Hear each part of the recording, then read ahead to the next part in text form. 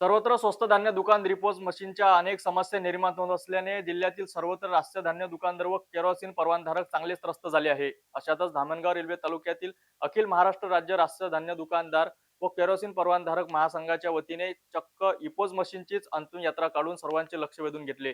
यावेळी तहसीलदारांना निवेदन सादर करून आपल्या समस्या स्पष्ट केल्यात. अखिल महाराष्ट्र राज्य रास्त धान्य दुकानदार व केरोसिन परवानाधारक महासंघाच्या वतीने इपोस मशीन जमा करण्याबाबत धामणगाव रेल्वे तहसील कार्यालय येथे आगळेवेगळे आंदोलन करून प्रशासनाचे लक्ष वेधून घेतले. यावेळी अनेक स्वस्त धान्य दुकानदारांनी आपल्या परिवारासह इपोस मशीनची थेट तहसील कार्यालयापर्यंत अंत्ययात्रा काढून मशीनचा निषेध व्यक्त केला. आयोजित अंत्ययात्रा आंदोलनात सर्व रास्त धान्य दुकानदार व केरोसिन परवानाधारकांनी आपापली मशीन घेऊन प्रदर्शन केलेत.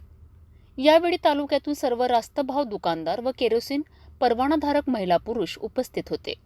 मी रास्तभाव दुकानदार निंबोरा बोडखा आणि तसेच आपल्याला शासनाने एक नवीन कार्यक्रम आपल्या दुकानदारांना राबविलेला आहे ई-KYC करणे. आणि या ई-KYC करिता आपल्याला खूप त्रास होत आहे, कारण लहान मुलांचे वयस्कर मुलांचे माणसांचे जे थंब येत नाही, याकरता शासनाने काहीतरी दुकानदारांना KYC करण्याकरता थोडंफार तरी मानधन किंवा 50 रुपये प्रति कार्ड अशी आमची मागणी आहे. तर या मागणीला आम्ही सर्व दुकानदार यांनी तहसीलदाराकडे निवेदन देण्यात आलं. धन्यवाद. रास्त धान्य दुकानदार व केरोसिन परवानाधारकांच्या विविध विषयाचे तसेच मशीन जमा करण्याबाबतचे निवेदन धामणगाव रेल्वे तहसीलदारांना देण्यात आले.